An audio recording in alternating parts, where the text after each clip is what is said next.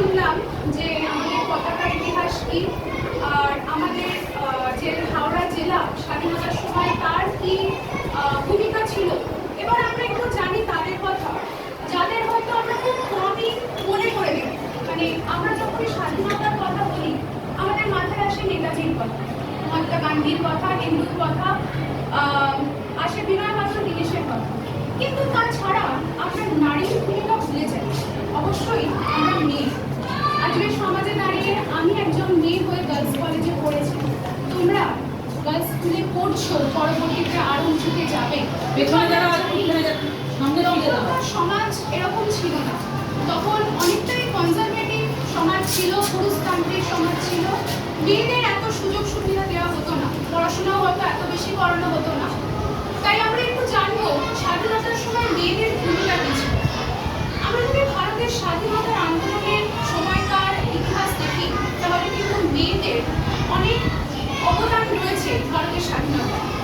তারা কিন্তু নিঃস্বার্থভাবে তাদের স্বামী, সন্তান এবং ভাইদের একদিকে এগিয়ে দিয়েছে, এবং তার সাথে তারা নিজেরাও অনেক ক্ষেত্রে রাস্তায় নেমে এসেছিল শুধুমাত্র ব্রিটিশদের বিরুদ্ধে লড়াই করবে।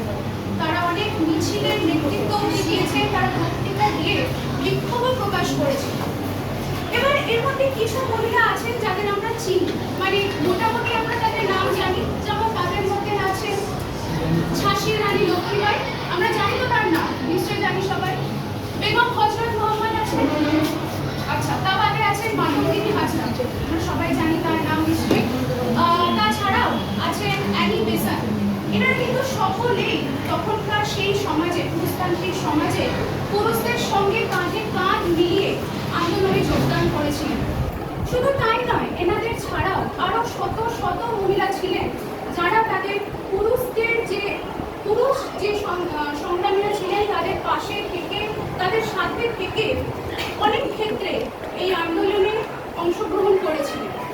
কিন্তু তাদের কথা আমরা এতটা জানি না, কারণ তারা বেশিরভাগ সময় পর্দার আড়াল থেকে এই সাপোর্টটা আমাদের দিয়ে গেছে।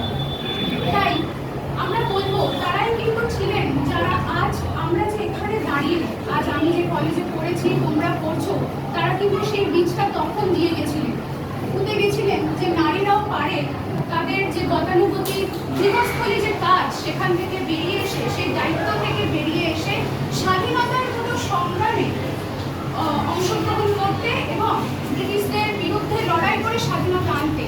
তাই আমাদের সকলের উচিত